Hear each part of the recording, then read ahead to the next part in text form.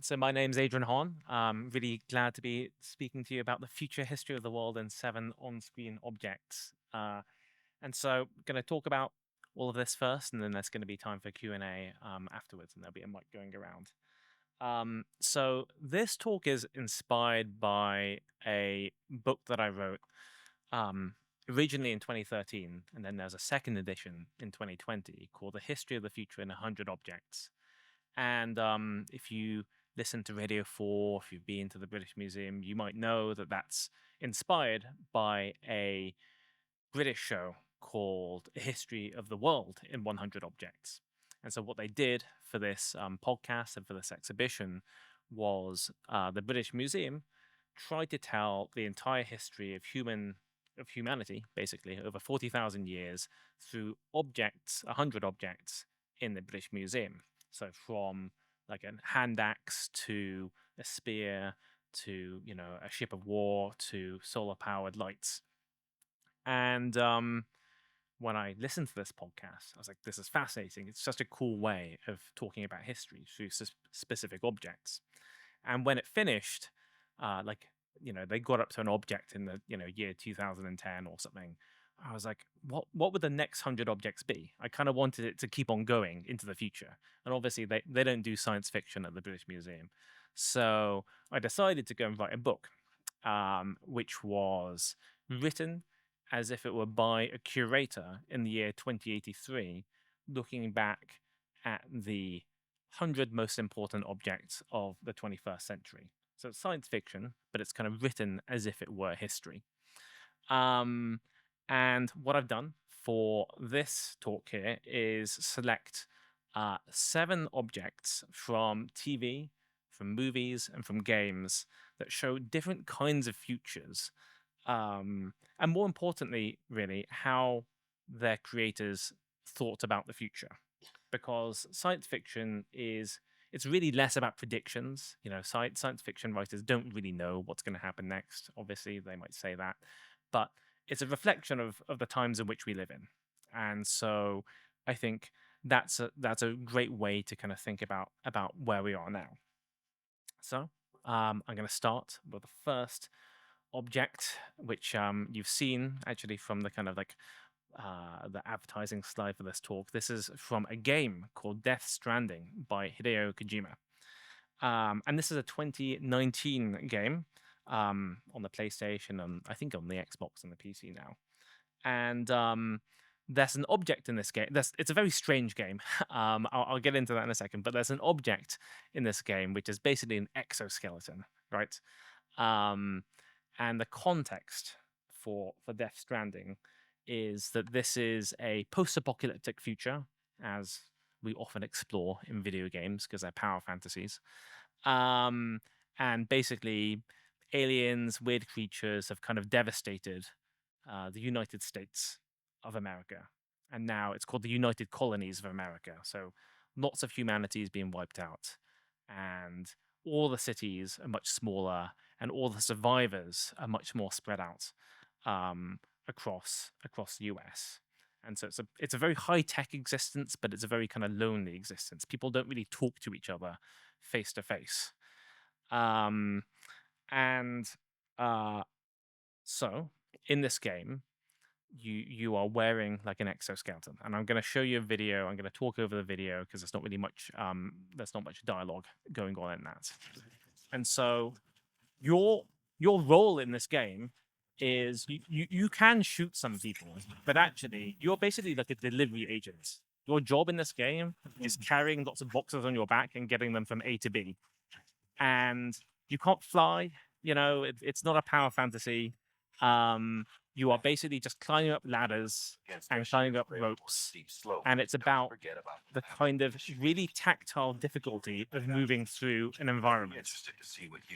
And the story of the game is really about trying to connect together all these communities that have been torn apart by this apocalypse.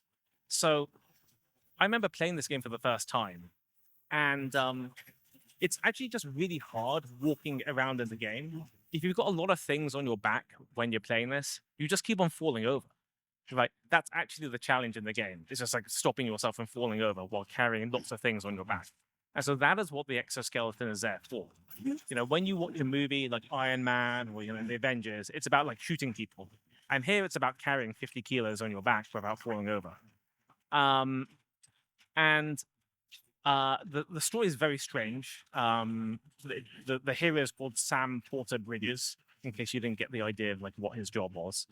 And you are, it's a single player game, but you are creating like infrastructure. You're creating, you're laying down these ladders and these rope bridges and building bridges, and those things will appear in other people's games. So while you're playing, you will come across these structures made by other people in the game, and you'll be like, "Oh my god, thank God someone has built a bridge here," because otherwise I'd have to go and like walk over this river, and it would just be an absolute nightmare. So it is a very lonely game, but it's about trying to find connection and trying to help each other. And this game came out in 2019, just a few months actually before the COVID lockdowns and before people, were not allowed to see each other in the real world for safety. And so even though obviously he didn't know that COVID was going to happen, he had kind of predicted that this is maybe a future or the future as he saw it, where people were spending less time talking in the real world and more time talking virtually. And so one of the things I just absolutely love about this game, other than the fact that it's perhaps one of the most like intensely stressful games I've ever played, because it's just trying to walk across a river, trying to ford a river, it's just exhausting. Like psychologically, you just keep on falling over, losing all your boxes. But it's trying to put you in the mindset of a different kind of place. And this piece of technology that you have it's just only there to help people. It's only there to try and bring you together with other people. Now, like exoskeletons are actually real things. We've had technology that is designed to go and aid you in movement for a long time. Some of these things are therapeutic, like this one by Human in Motion. So for people with lower extremity motor deficits in their legs or spinal cord, people are developing exoskeletons, these kind of like robotic systems that attach to your body so people can start moving where they couldn't before.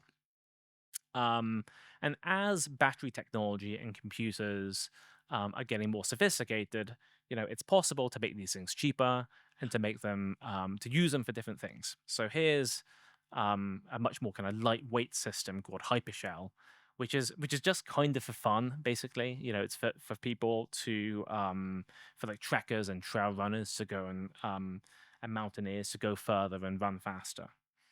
And of course, some of these, like this one by German Bionic, it's just about working. It's just about like how can we go and get you to work harder, work faster, lift heavier things. And so that's either a great thing or maybe a little bit dystopic. I'll leave that one up to you to think about what that is.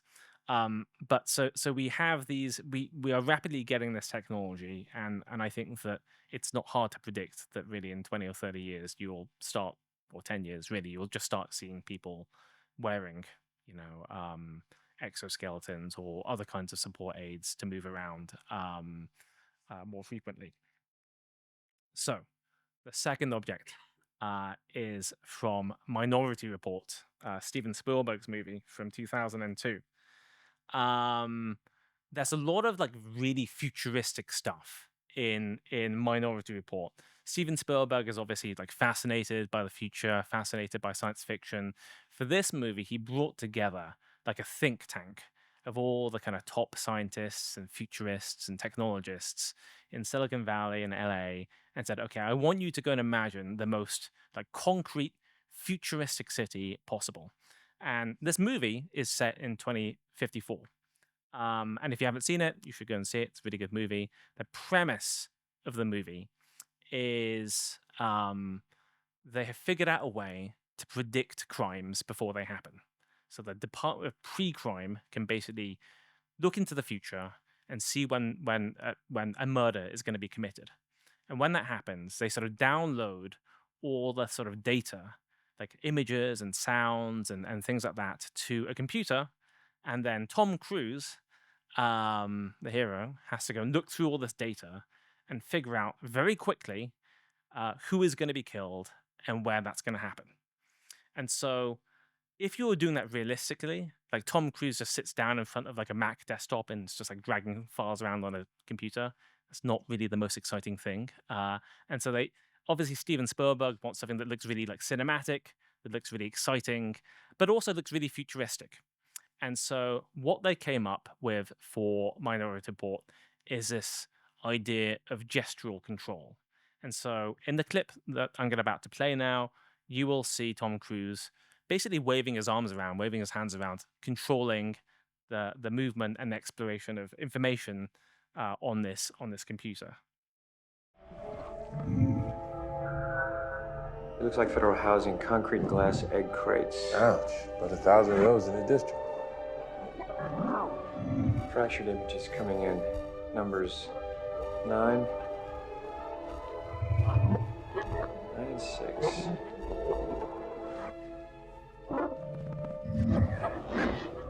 Female, senior. She's smoking a pipe. She's laughing. Okay, now inside a room. Window panes.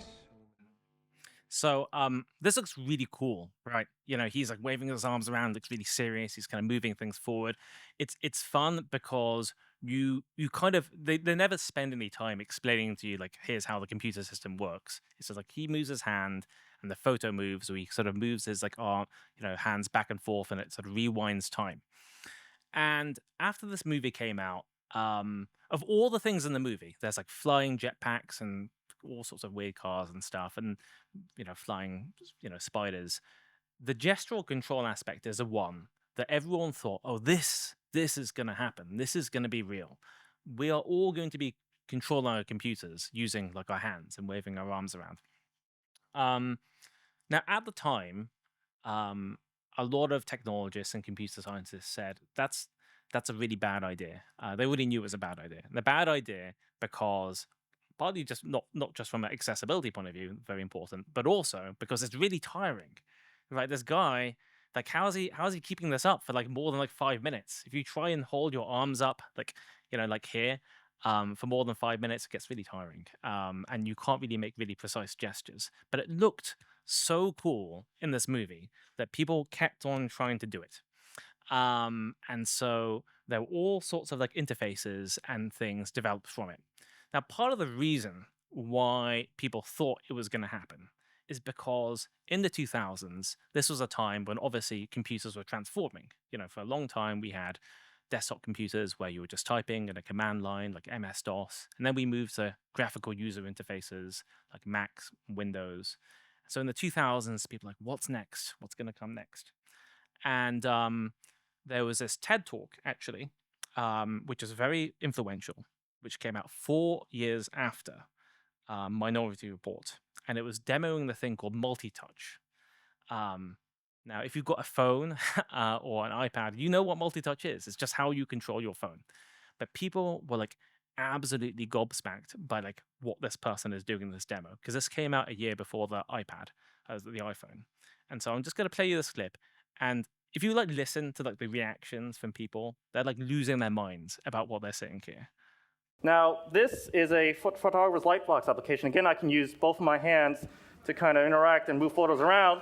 But what's even cooler is that if I have 2 fingers, I can actually grab a photo and then stretch it out like that really easily. I can pan, zoom, and rotate it effortlessly. I can do that grossly with both of my hands, or if I can do it just with 2 fingers on each of my hands together. If I grab the canvas, I can kind of do the same thing, stretch it out. I can do it simultaneously where I'm holding this down and gripping on another one, stretching this out like this.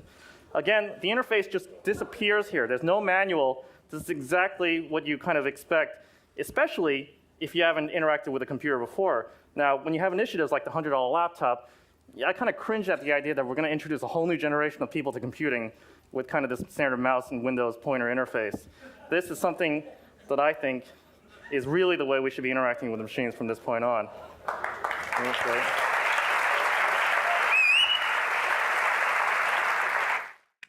So like he's right. I mean, this guy Jeff Han, he's a technologist. He was right. He realized that actually this was a better interface, certainly for touchscreen devices, than having a BlackBerry, where you've got like a hard keyboard or whatever, or keyboard and mouse. It's a much more versatile display, and it's one where people just kids, if they see like an iPad, they already know what to do to go and like move things around. So it's not as if like there aren't new ways in which we can go and create new interfaces. And a year after the multi-touch demo, Steve Jobs would go and announce the iPhone, and a big part of that is like the evolution, the revolution of mouse to click wheel. I mean, it's funny seeing click wheel there, so I don't know if anyone really thinks that click wheel was that revolutionary, but like multi-touch certainly is revolutionary. And I don't know if you remember when the iPhone came out, but people thought it was a really bad idea actually getting rid of a keyboard on a smartphone, and now we don't have keyboards on smartphones. So he was right.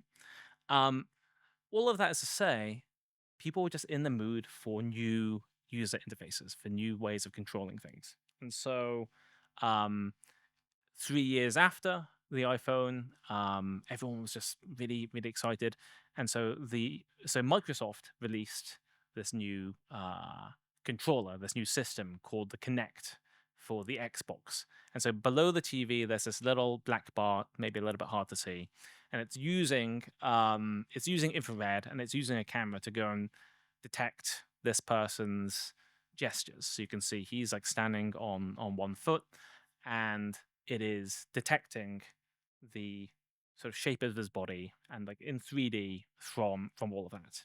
And so the idea was that this would be Minority Report, but like actually real. And obviously that didn't happen because we don't have Kinects anymore. We can do that better now, but it's just not how people want to go and control their TV. Like you could go and control your TV by waving your arms around, or you could just go and pick up a remote control and press like 5, press Netflix, right? And it turns out that's more comfortable because most of the time you're not actually doing Tom Cruise's job. When you're in front of a TV, you're just sort of doing trying to watch TV. But that's not to say that these things will never happen. So, for example, the Apple Vision Pro was announced a couple of years ago now, and unlike other virtual reality systems which use controllers, with like a little joystick and buttons, Apple, well, obviously they want to revolutionize things again, and they're like, no controllers here, you just use your hands. But how are they going to solve the problem of people getting really tired hands and waving around, like someone, someone who's in a movie? And so in the next clip, we're going to see like a little demo from Apple about how control happens in Apple Vision Pro. And so if you go and watch the person's hands and what they're doing with their fingers, then you'll see like how the control works. So you can see Minority Report was right. I mean, we did get gestural control in the end. For all of the Apple Vision Pro's faults, like people actually do quite like the gestural control. It's just it's much more delicate and it's much less tiring because you can keep your hand down by your side, by your waist, instead of waving it around in front of you. They could have done that in Minority Report. It just would have looked less cool, if Tom Cruise was just like, moving his little index finger and thumb around like that. So we probably will see something like this, although maybe when the Apple Vision Pro doesn't cost $6,000. So the next object is from WESTWORLD. This is a newer one from the newer version of WESTWORLD, the 2016 TV show by Jonathan Nolan and Lisa Joy. And it's obviously WESTWORLD, if you've seen the original movie or this one. It's all about androids. We've had androids obviously in science fiction, popular culture, like forever. Going back to 100 years. Of course, even earlier than that, we've had ideas of robots and golems, in the Bible, and of course, most famously in something like Blade Runner. I think Westworld, the TV show, has been quite interesting because it's been able to explore ideas of artificial intelligence and of consciousness in a little bit more detail than in movies. Um, Today, obviously, everyone knows about AI. It's all that we can read about in technology, large language models, ChatGPT. People, hundreds of billions, trillions of dollars are being spent to go and make artificial intelligence better and better every year. And a major goal in artificial intelligence now is the pursuit of AGI, which is artificial general intelligence. And that is the idea of creating an AI that is as good as humans or better than humans at everything. So not just like writing emails, or that sort of thing, but like anything you can think of, AGI will be able to do it better than you. Which is obviously, you know, exciting if you live in Silicon Valley and you can go and sell this to people, and maybe scary probably for a lot of other people. And so in this clip, this is, sorry, spoilers, I guess, for Westworld season 1, episode something or other. You are going to see two robots. There's a robot called Maeve, the woman, and there's a robot called, oh sorry, there's another person called Bernard. And Maeve has been malfunctioning. She's a robot in the Westworld theme park, an android in the Westworld theme park, and she's kind of secretly increased her intelligence. And so Bernard is trying to figure out what's going on. Like, why is this robot like malfunctioning? Why is she changed all her like values? Let's take a look under the hood, shall we? It's impossible. Code, who made these changes? Maeve, analysis. Who made these changes to your code? Jesus. System, locate Dr. Ford for me. Send him a message, highest priority. Don't. After all, we've been down this road before, darling. I thought you looked familiar when you walked in. Took me a minute.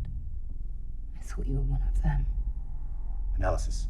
Why did you... Wouldn't you rather speak man to man? Or rather, whatever it is we are. We are. You don't know, do you?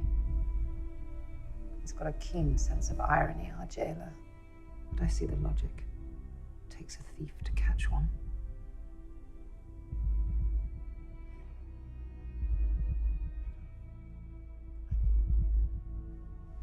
You and I.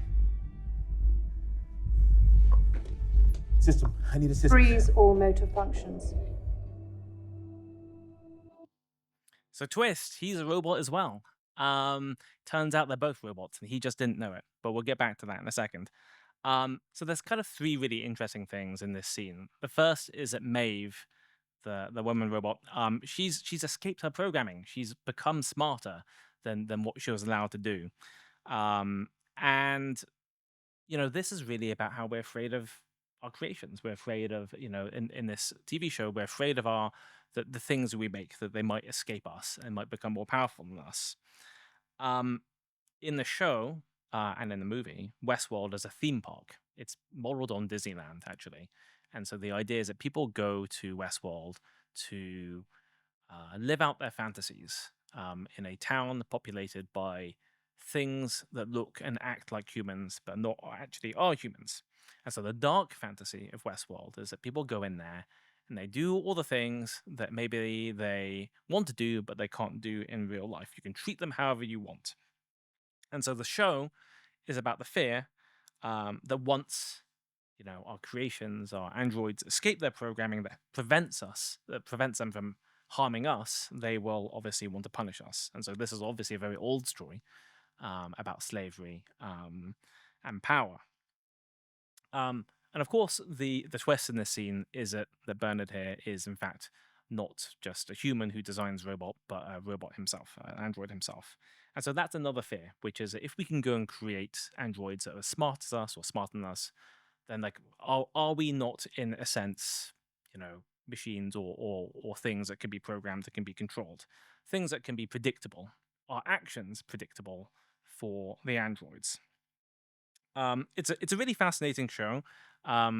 I would definitely check it out. Although maybe just watch season 1 because it sort of tails off after that. Well, it gets very confusing. But it has a lot to say about artificial intelligence and humanity. And you know, robots, obviously, a huge part of our economy now. Most robots do not look like humans. Doesn't really make any sense to make them look like humans. They're much more efficient if we go and have them be, just like arms. But we have been creating like humanoid robots for a long time. And in fact, Westworld was inspired by Disney World, Disneyland, and you can see Abe Lincoln here. The Imagineers, the workers at Disneyland, created animatronic actors, which would be in the long term not just things that look like famous people, but also cheaper and more reliable than humans. It is cheaper in the long run to make a robot of Abe Lincoln to have to deal with like a human actor. More recently, there's been a kind of big resurgence in an interest in using robots in all sorts of settings. Here we have like a humanoid style robot made by Aptronic, and it kind of like seems a bit strange. Why would you actually go and make a robot that looks like a human? Like is that really the most like efficient way of building a robot? But a lot of warehouses and factories are obviously designed for humans. Like the shelves are designed, the sort of the scale is designed for humans. And so if you want to go and just replace human workers, then rather than rebuilding the entire factory, you can just go replace a human with a robot. And now we're also starting to see companies wanting to create humanoid robots for home and for personal use. So this is obviously like a huge market. The idea is, who would want like a robot to go and help you do the dishes or, do the laundry or things like that. People have wanted these things for centuries. Usually they're humans. But now it looks like maybe the 21st century is where it will finally happen. And that's obviously a little bit scary. So for the next object, we're going to go back in time. I'm cheating here. This is not from the future. This is from my favorite Australian movie, Master and Commander. I gather Peter Weir was actually here giving a talk, so that would have been fun to see. And this is obviously 2003 movie set in 1805. And the object here is a frigate. And it's really kind of a reminder, basically, that once upon a time, everything was technology. Like everything is high tech when it first appears. And so in this scene you're about to see, maybe everyone already watches Master and Commander in schools here, I don't know. In this scene you're about to see, England is at war with France, and Russell Crowe is captain of the HMS Surprise, and they're on the tail of this French frigate called the Acheron. And they've already been attacked and pretty much beaten by this French frigate a couple of times. It's just faster than them, it's more powerful. But luckily, they have a couple of crew members on their ship who have seen the construction of the ship, and they've made a little model of it. So now they can like get a bit of intelligence about how it was made. And so now Russell Crowe is inspecting this model. Bluff above the water and sharp below. Gives her hull a finer entry and a long run as she goes aft. That's why she's so fast. Heavier, but fast despite it. That's the future. What a fascinating modern age we live in. Planking and framing like that would make a hull, what, 2 foot thick, solid oak? That's why we couldn't dent it. It's probably capable of making 12 to 14 knots. So, in the 1800s, in the 1700s, ships are like high technology. They're basically spaceships. They have to be self-sufficient for months, without resupply. They're going literally around the world. The ship that we've seen here, it's modeled on the USS Constitution. So it's kind of like they redid the story for this movie. It was meant to be like an American ship, but they didn't want to upset Americans by having the English versus the Americans winning. And so the ship they're fighting, it's 100 meters long. It weighs 2,000 tons. It houses 450 people. Right? It's just massive. Sea trade at the time.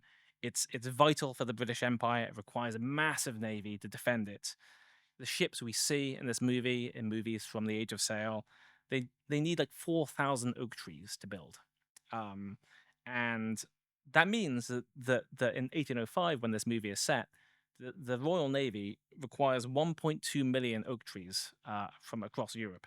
They eventually essentially like ran out of oak trees in the UK. Like it completely changed the landscape just to go and build this fleet. And so, it's not like the fact that humanity is kind of changing the landscape is a new thing. I mean, I'm not saying it's a good thing, but it's not a new thing. When these new technologies appear, they actually, we're capable of completely transforming the landscape, the environment. Now, from a science fictional point of view, Star Trek is modeled on the Royal Navy, right? Like that's why you have in this kind of utopia, you still have a really militaristic structure on Star Trek. You've got a captain, you've got the lieutenant, you've got all these different staff members, and there's a strict hierarchy. And Star Trek, like the Royal Navy, is based on the idea of these spaceships, these starships that are completely self-sufficient, that go for months at a time without refueling and getting into all sorts of scrapes. Now the thing is obviously like certain people like to think that the present day, the future will be like Star Trek, but reality is obviously very different. Space is far more dangerous than being on the ocean, and there's really no friendly ports on the moon. There's no resupply that we can get, and so the fantasy of being on a Royal Navy ship in space is not actually something that we can really have, although it still continues to kind of shape people's billionaires' fantasies of what they want the future to look like. The fifth object I want to talk about is from a game called System Shock from 1994 by Looking Glass Studios. And so this, in this game, you are a hacker, and you've been hired to hack a space station and steal like some software, some technology. And it goes wrong, and you are kidnapped and put onto that spaceship, onto that space station, and you have to sort of evade this murderous AI that controls the space station. But luckily, you have been equipped with the technology that you were going to steal, which is a neural interface. And so now you can go and control like systems and computers around you. And you can even actually go and hack into them in cyberspace. So even though this is like a pretty old-looking game now, you're using the power of your mind to go and hack these different systems. And what you're doing here is in this like weird thing is that you are like deactivating security cameras and like combating viruses and things like that. And all of this sort of comes from this fantasy of being able to control computers, being able to control the environment using our mind, right? And whereas in the past that might be something like telepathy or telekinesis, now it's technology. This is like magic, but it's magic that's real. And so the idea of being able to read like neural signals from our brain and convert them into electrical signals and have them read by computers and translate them into actions, that's not new.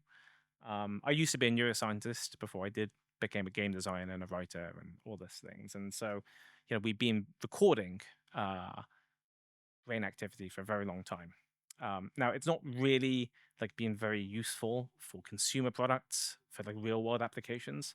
And the reason for that is the signals we get from the brain are like very noisy. We're not computers, actually, despite what WESTWORLD will tell you.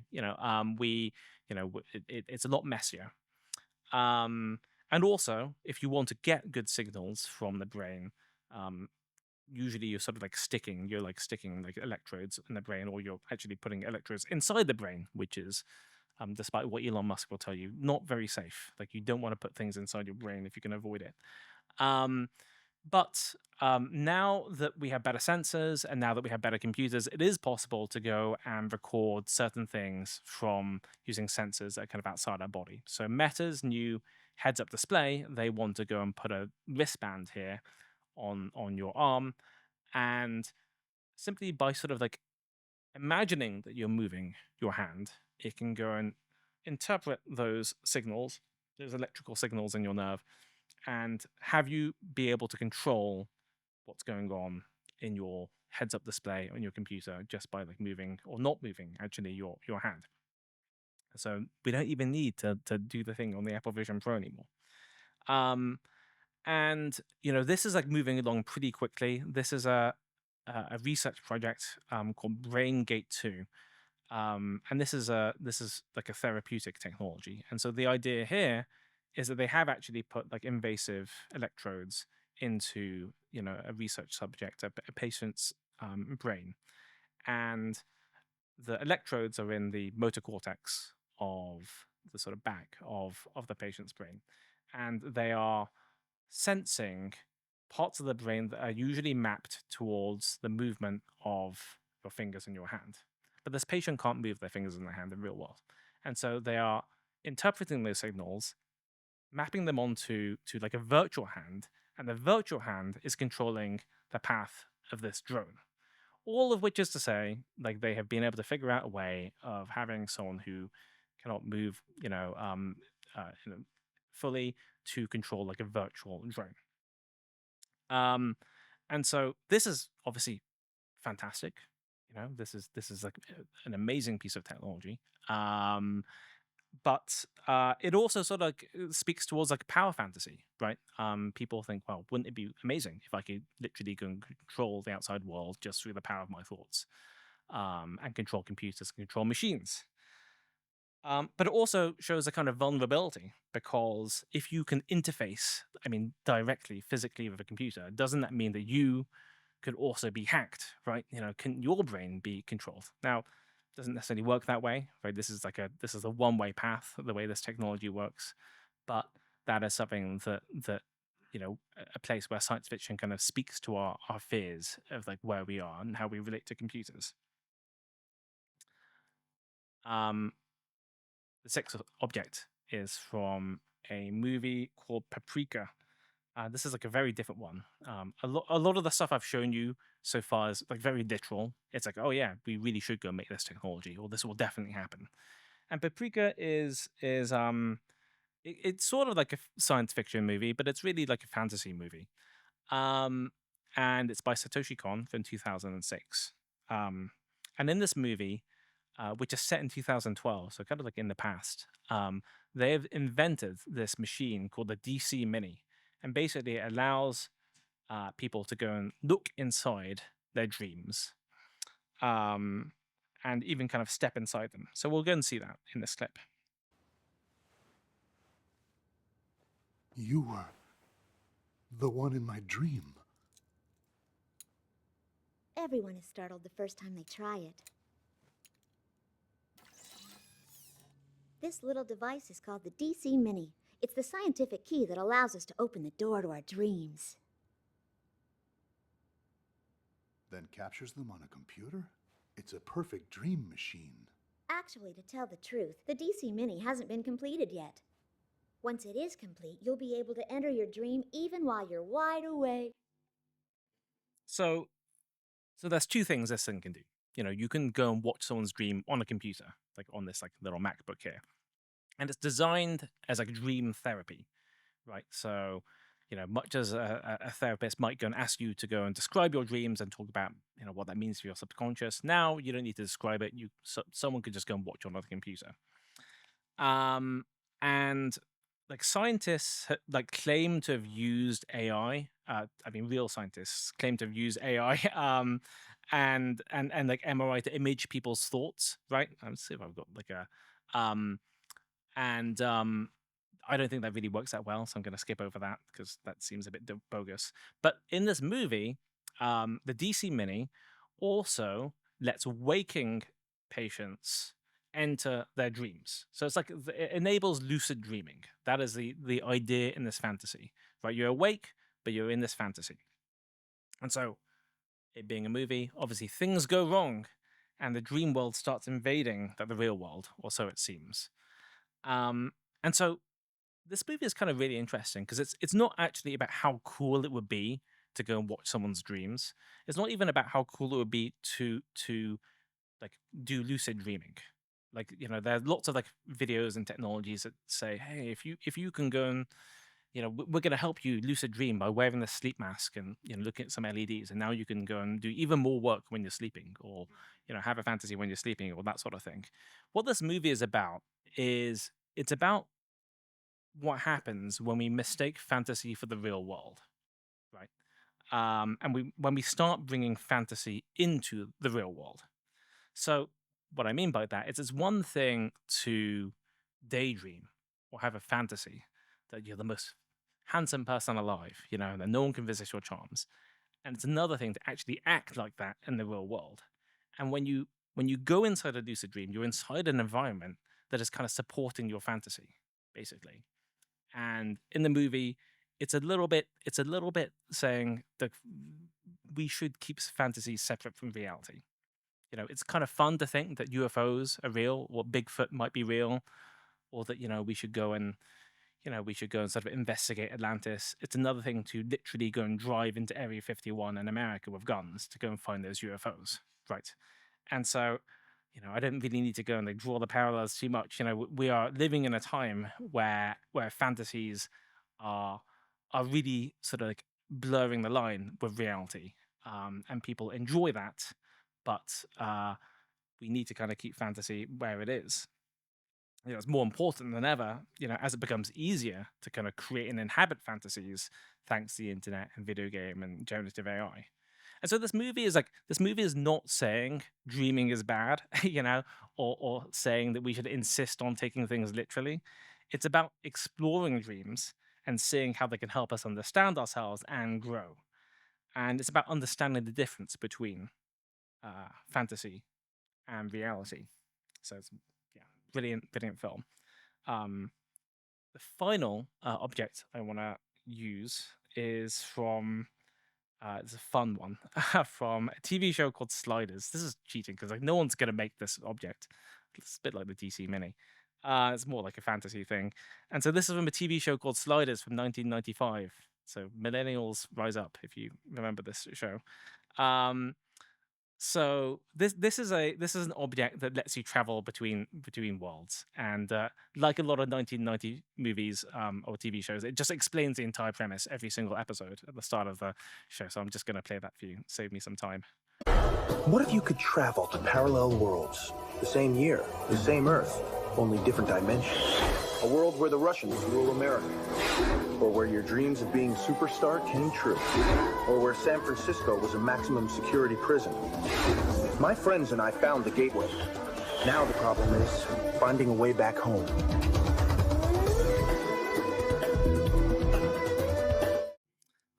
Wow, what if the Russians ruled America?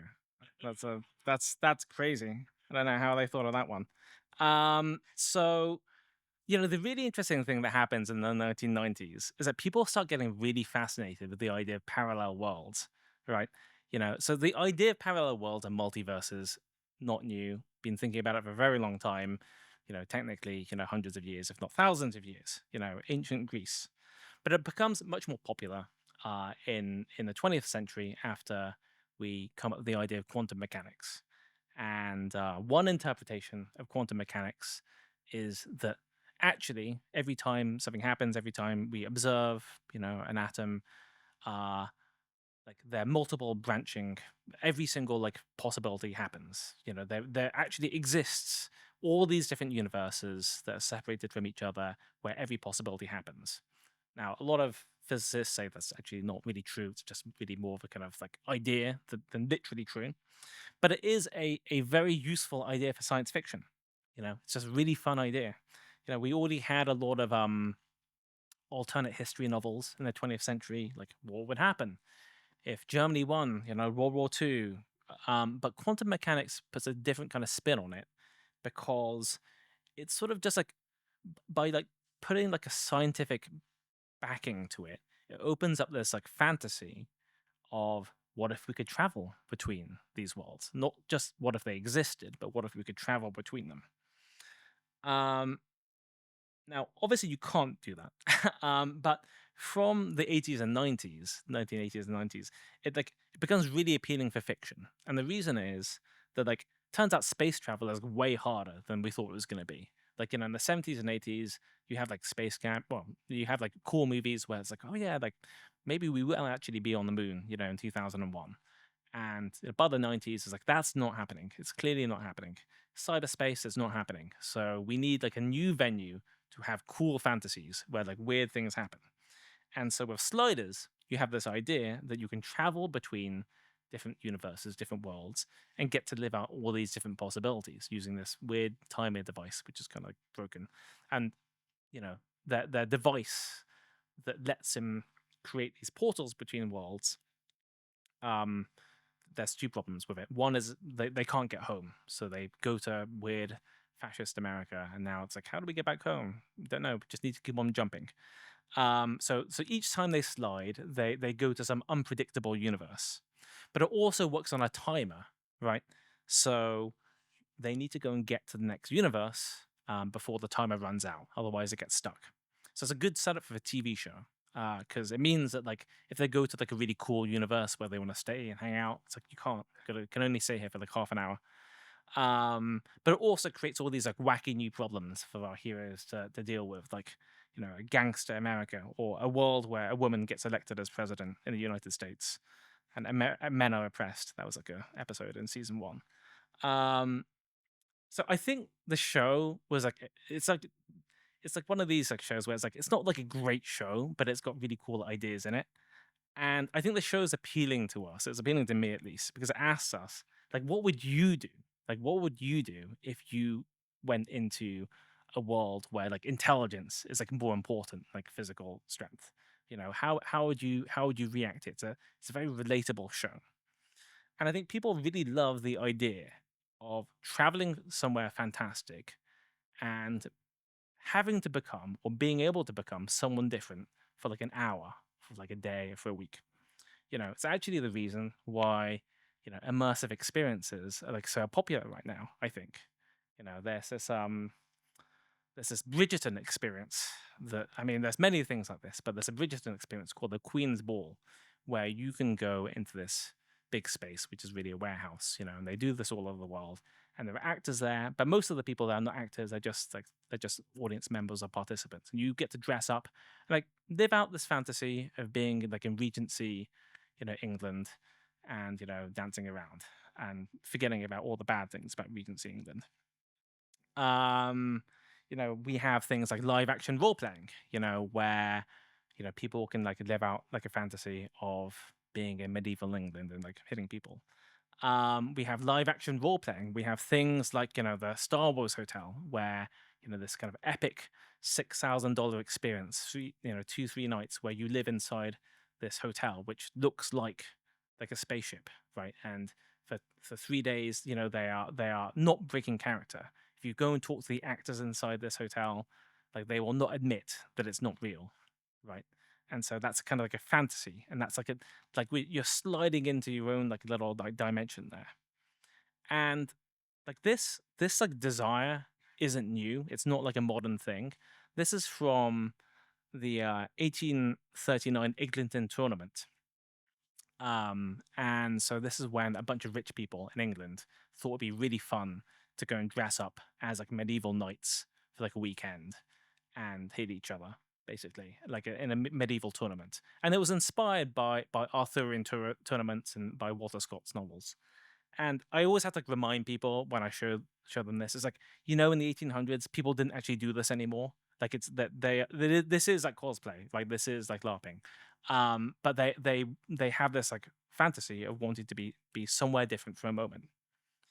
And so, at a time when the future feels really scary and really unpredictable and closed off, the idea of jumping in to a completely different world, into a parallel world, or into an immersive experience, gives us a sort of comforting, controlled version of unpredictability. For the next 1 hour, I'm going to have to do something a little bit different, but then after that, it's going to go back to normal. And, in one way, that's just escapism, right? It's just we're just doing a fun thing, just playing Dungeons and Dragons, just playing, video game. But all of fiction, all of science fiction is kind of escapism in a way. But that doesn't mean it's bad. Like escapism is not bad. The places we visit in our imagination, in these games, in these TV shows, in these movies, they might not be real. They're not really predictions of the future. But what we feel in them and what we think about them is real. And best of all, we can bring those things that we think about them and those things we learn about them back into the real world, hopefully to help us. So hopefully that's been a nice tour around the future of 7 objects. Thank you. Thank you for taking the time to be here. A lot of science fiction concepts and ideas are cautionary tales. I love the Paprika example. I haven't seen that movie, but there's an episode of the show Futurama where they satire being in dreams and advertisers being in your dreams. Yeah. And that concept has been used in the Nicolas Cage film Dream Scenario. My understanding is that in Silicon Valley, a lot of engineers and people who work there love science fiction and are inspired by it. But given the commercial nature of what they do, often they are inspired by ideas, but then by the time the ideas are used for commercial gain, that we can end up potentially with things like commercials in dreams. Do you have any thoughts about this tension between a love of science fiction and the commercial output? That's a really good point. People in San Francisco love science fiction. Elon Musk famously loves Ian Banks. So all the little ships that his spaceships land on are named after ships from the science fiction novel series, The Culture. And The Culture is like a sort of utopian, effectively like socialist, society. And I'm just like, have you actually read these books? Like if you read these books, then like they're completely against what the horrible stuff you believe in, right? Silicon Valley just has a very bad reading comprehension, actually. They have very poor like imagination, when they read these books. And so, for example, like the best example of all of this, it's not like Elon Musk, it's the idea of the metaverse, right? And so everyone will remember just 2 years ago, we had this idea of the metaverse. Like, we're all going to live in the metaverse. What is a metaverse? Not really clear. Some sort of cross between virtual reality and like Roblox. And why are people like obsessed with the metaverse? It's like because they read Neil Stephenson's science fiction book, Snow Crash, which is kind of a bit like, Neuromancer by William Gibson, with cyberspace. And so that they're like fascinated by this idea of like a virtual world where you can kind of do anything, right? Which does not have the same barriers that the physical world does. Like if you want to go and build a hospital in the physical world, you've got to deal with all sorts of planning and regulations and corral all these people. But like in the metaverse, in this fantasy, like this one word was they've taken from a book, which is usually a cautionary tale about the metaverse. So like, actually, what if the metaverse was good though? And so it's such a frustrating thing, I think, for like science fiction authors. Like I was in when I wrote my book that inspired this talk, I got invited to give a talk at the Long Now. And there were like some very rich people there because they like, future stuff in San Francisco. And I got invited to this dinner afterwards. And these like millionaires and billionaires had this conversation. It was one of those curated conversations where like they sort of like hear some questions they will ask you. And eventually the question was, Adrian, like, what do you think about living forever? And I was like, I don't think that's a good idea. I kind of said that in my book, actually. Like, I don't know why you would think I would like that sort of thing. There's lots of other things we should do first than living forever. But like, I get that you're all like in your 60s and 70s. And so that's kind of what's on your mind. And so it's such a weird thing where it's like, as an author, or like a filmmaker or a game designer, you're trying to like tell the story of maybe these things are bad, actually. And I don't know whether, I joked about reading comprehension. I don't know what it is. People watch these things and like, actually, the coolest thing would be to have like an Iron Man, suit, and I could just go and shoot people I don't like. right? That's actually not what these stories are about. So you can't really make people do that. I don't know. I've got some thoughts about that, but it's not. There's only so much that science fiction can do, unfortunately. That's plenty. Thank you.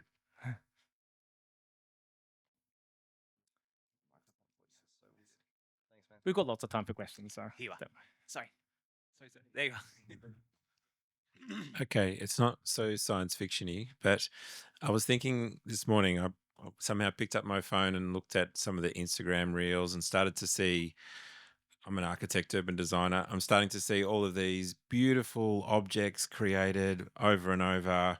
There's this sort of particular perfection about them, and there's sort of a proliferation of that as being the ideal. I was really struck with what you said about the importance of keeping fantasy separate from reality. And I feel like we're getting into almost a couple of decades into a fantasy world where we've got this amazing freedom to have our big house and our big backyard and this perfectly made homes and certain designerly lifestyles, and we're eating 4 planets. And I'm interested to hear, what do you think about this? How do we get ourselves realizing the critical importance of seeing those differences between fantasy and reality? I think it's really hard because, the technologies and, the social networks that have been built up are just so compelling and kind of like so addictive. It's hard to, and so convenient.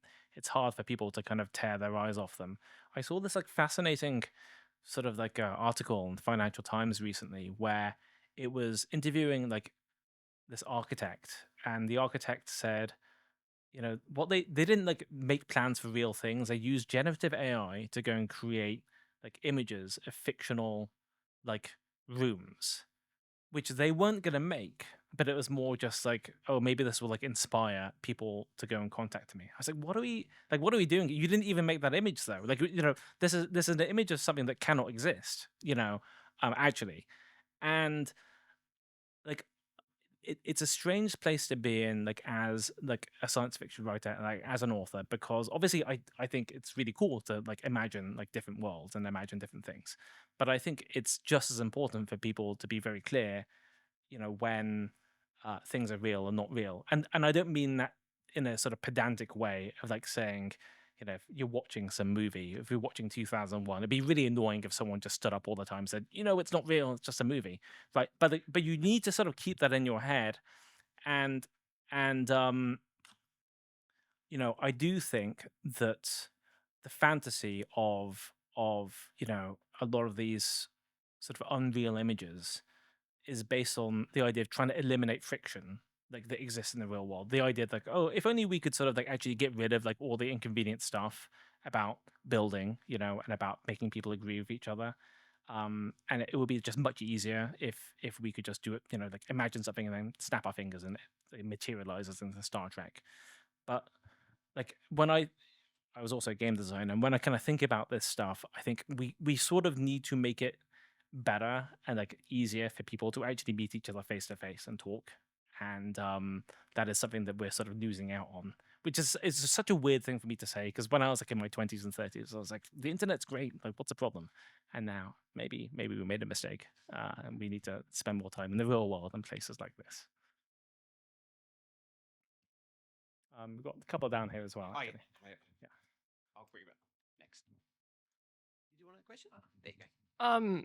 So I grew up in the era in primary school of touchscreen. Like we had touchscreen smartboards, laptops, computers, but they died out because people just realized they're really impractical and it's quite a novelty. Do you think that is a factor? Do you think touchscreen computers mostly is quite a novelty that people kind of realized after a while? Yeah, it's interesting because I think people called it like the gorilla arm problem. So like, this is when we had, if you like imagine an iMac or a normal computer and you've got like a touchscreen there, that it sort of had the same issue of like you had to sort of go and like keep your arm like held up at like a 90-degree angle to touch the thing. And like people have tried obviously to do different things here. So like Microsoft made I think it was called the Studio Display, which sort of came down, so it was more like flat on the desktop. And that was sort of like a bit popular, but like not really popular enough because it costs too much. But the fact is actually like I think you know, the iPad is like incredibly popular. I mean, that is a touchscreen computer. Um, there are things you can't do on the iPad that you can do on desktop computers better. Like, I don't know, like, you know, video editing or like 3D modeling. There's certain things. It's weird that we don't have like bigger, like more powerful iPads. I think that's just Apple being like really annoying, actually, and like refuse. They don't want to cannibalize like their Mac, you know, stuff, and I think it's also just that they think there's more money in like iPhones. Like I do think actually, because we saw in that like demo, this guy is like using this, I don't know, 30, 40-inch, you know, touchscreen to move things around. It's like, well, why don't we have that? It's a good question. It's difficult to make displays that big. I mean, it's quite expensive, but I think we will actually get that.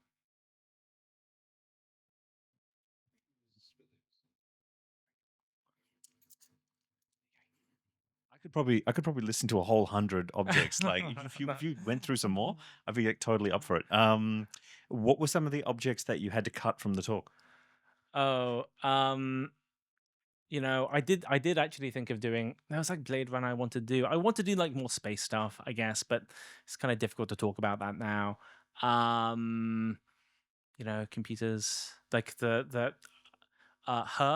Actually, I was gonna do like her. Like, I don't know if you've seen her, the movie with Joaquin Phoenix. You know, it's like it had its 10th anniversary recently, and I remember when it first came out.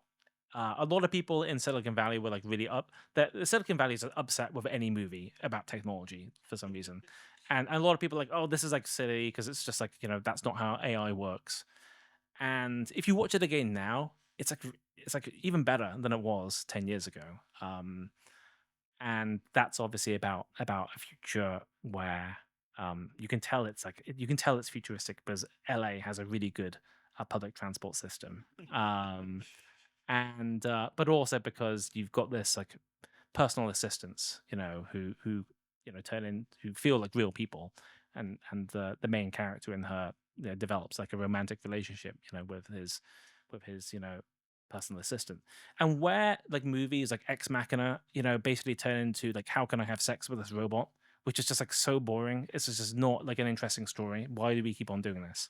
Like, her is kind of a much more complicated story of like, well, what if this was like a real person, you know, and what does that relationship look like, and what does it ultimately mean, like spoilers for the end of the movie, about like human, you know, human relationships with other people. So I probably would have put that in. I don't know why I forgot to put it in here, but yeah.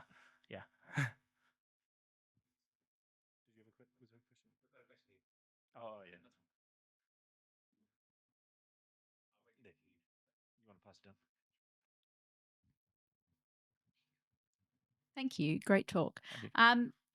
I'm just curious on your thoughts on you know, this idea that we have all these fantasies, imaginations that come out of these movies and stories and so on that then get replicated, or, you know, oh, that's a great idea, we'll run on that. And the idea that we sort of have this lack of public imagination or lack of imagination in sort of leadership that then will go to these ideas that, you know, a sci-fi writer had fun coming up with, and they go, oh, that's a good one, we'll go for that. And there's, you know, a long list of ones that have been turned into reality.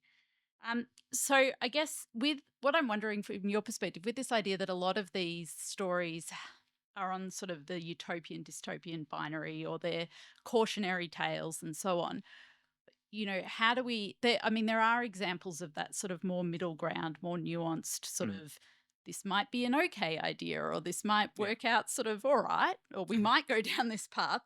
But how do we sort of fill that gap of sort of imagination to help, that can actually be helpful to create, you know, a better future in our sort of public imagination? Yeah, I mean, I think that it's quite hard for writers, I think, to sell stories that sort of go in that middle ground. Like, I mean, that's just a pure kind of business marketing point of view. Like, it's just easier to like sell the Hunger Games, you know, than it is to sell like her, like, because like it's just exciting, you know, to go and see people like kill each other, you know, on screen or whatever.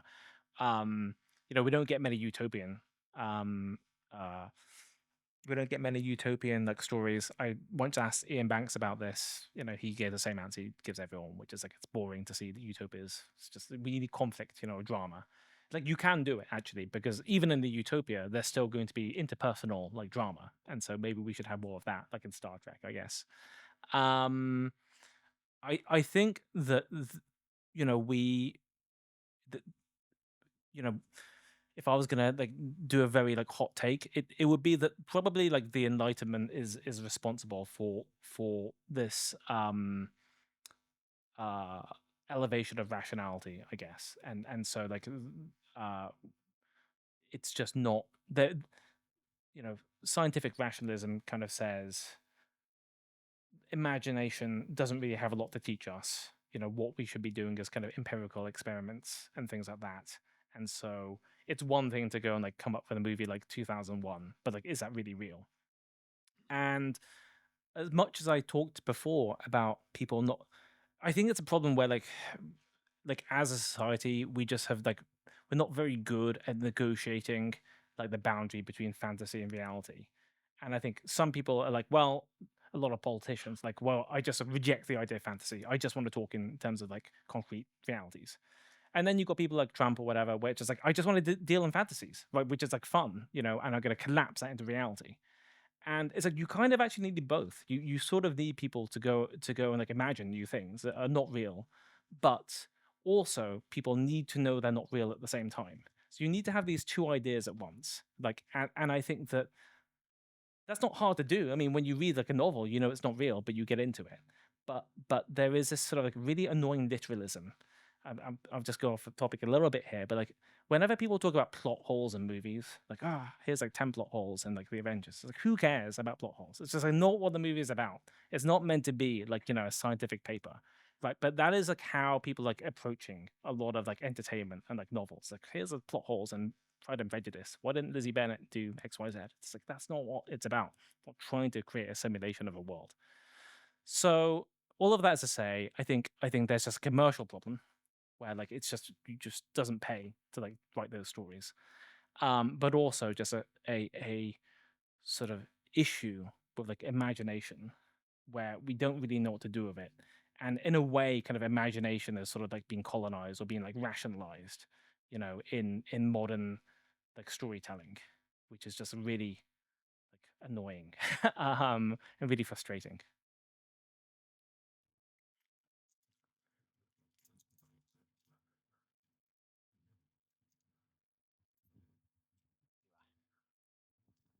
Thanks, Adrian. Great talk. Thank you.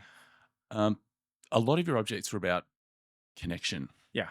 Which I think is really important here and what we're talking about, and the whole blurring of fantasy and reality, AI slop, politicians saying whatever the hell they want. I know a lot of what you're currently kind of working on and researching is immersive experiences. Yeah.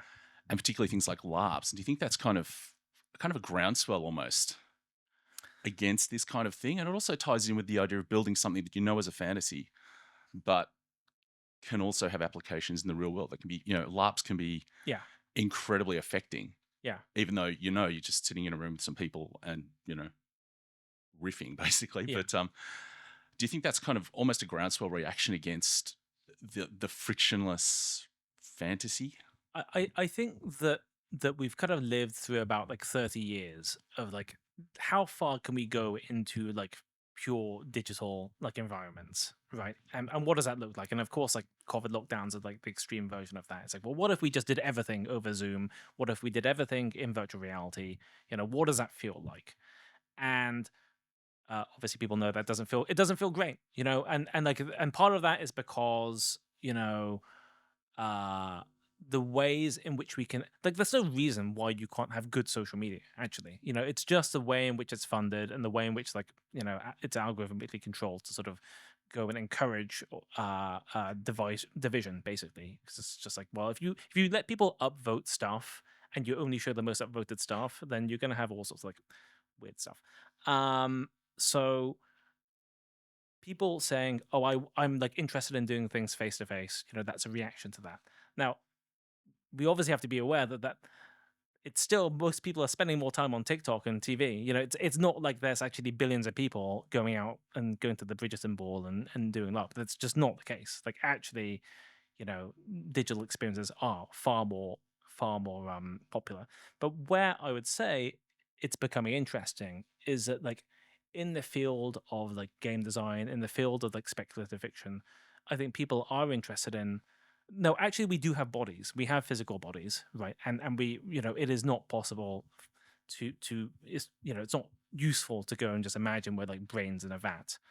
Um and given that we have bodies, you know, how do we go and create like imaginary worlds that involve those things? And so just to make that a bit more concrete, you know, we talked about live action role playing, which is basically like, you know, going to, you know, a imaginary theme park where maybe you dress up as someone else.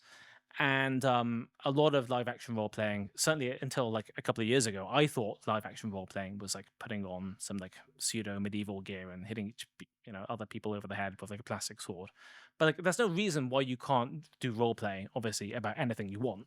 You know, you can role play about like, you know, killing dragons. You can role play about you know, there's one that I read about where the participants were locked. Well, no, they weren't locked, but they were in a bunker for 30 hours in a kind of like Cold War alternate history. What if the Cuban Missile Crisis had gone explosive? And what would it feel like if you were inside this bunker for like 30 hours? Right. And so that's incredibly intense. You know, that's a role play. Like, and that is like people trying to have this different kind of experience and like seeing what does it feel like, and maybe coming out of that a little bit transformed, you know. And that's different from going to a Star Wars hotel and like pretending you were like, you know, Han Solo or something, right? It's trying to do something different that is like not, I mean, that one's dystopian, but you can do ones which are utopian actually.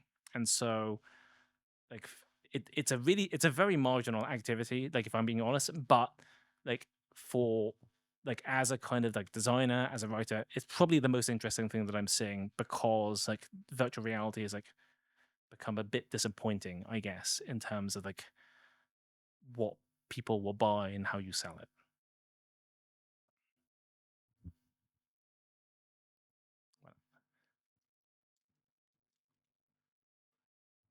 All these in-depth questions. I have just a stupid simple one. Great. For what reason did you pick the original System Shock as opposed to the remake that came out recently for footage? I thought the remake just it looked too good. It looked too good for this, and I wanted to like have like, you know, show that this sort of, because it's more cyberpunk, you know, like if it's like in bad graphics. Yeah, so it's like has a genuine sense of age. I see. Makes Yeah, sense. I think so. I mean, actually, you know, like I'd like add to that like the sort of movement of video games to the sort of like hyperrealism, you know, I don't know that's that helpful. It's certainly like very expensive to make like hyperrealistic video games. That the budgets of video games are like now like hundreds of millions of dollars, and it's just like you have to sell like so many copies, you know, to make that work. And you know, I remember playing System Shock, you know, in the 90s. I was like, this is amazing. You know, I don't need like great graphics for that. It's much cheaper if you can get people to use their imagination, you know, than like, you know, working on a lot of like, you know, super detailed graphics. Oh, one down here. Yeah. Maybe we'll do like one more if there's one more after this, and then we can. So thank you for the talk. That's good. Doesn't have to be from today. It could be from your book, but for whatever reason, which would be the one thing you'd like to see reach its potential? Oh, could be fun. It's a good question. What would I like to see reach its potential? I sort of feel, you know, it's weird because like so many of the things that like I talk about in the book are like about technology. The one, this is like a really boring one actually, but like I still don't know why it's not happened. This is like a sort of silent messaging thing where I sort of stole it from Werner Vinge, but basically it's the idea that instead of like having to type out messages on your phone, I kind of want to be able to go and like sub vocalize it. and have the and so the idea would be that like I could be like a subtweet, I could be like texting someone like in the middle of a conversation or whatever, no one would know, which is just such a like stupid thing to want. But it's more like, you know, like, you know, if I was like watching a movie, I could just go and like send a text to a friend and like and not disturb anyone with my phone being on. And I think people are working on this. Like the U.S. military has like these like little like, you know, things attached to your throat and can measure it.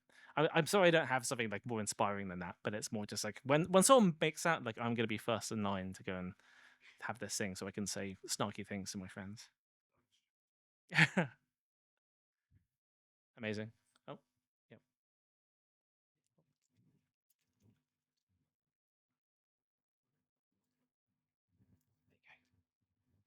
Hi, I've been too late, so I'm not here a lot of part of your lecture. But I really want to know because I check your background is from the nature science, and I want to know when you do some setting about your work, how do you think about the human technology and the non-human?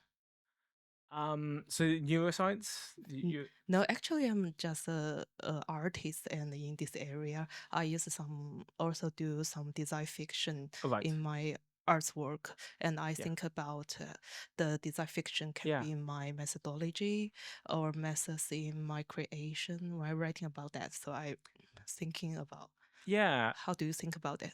You know, when I came up with the idea for the book, the thing that I wanted to avoid was coming up with like 100 cool gadgets, you know, that would like save you time or whatever.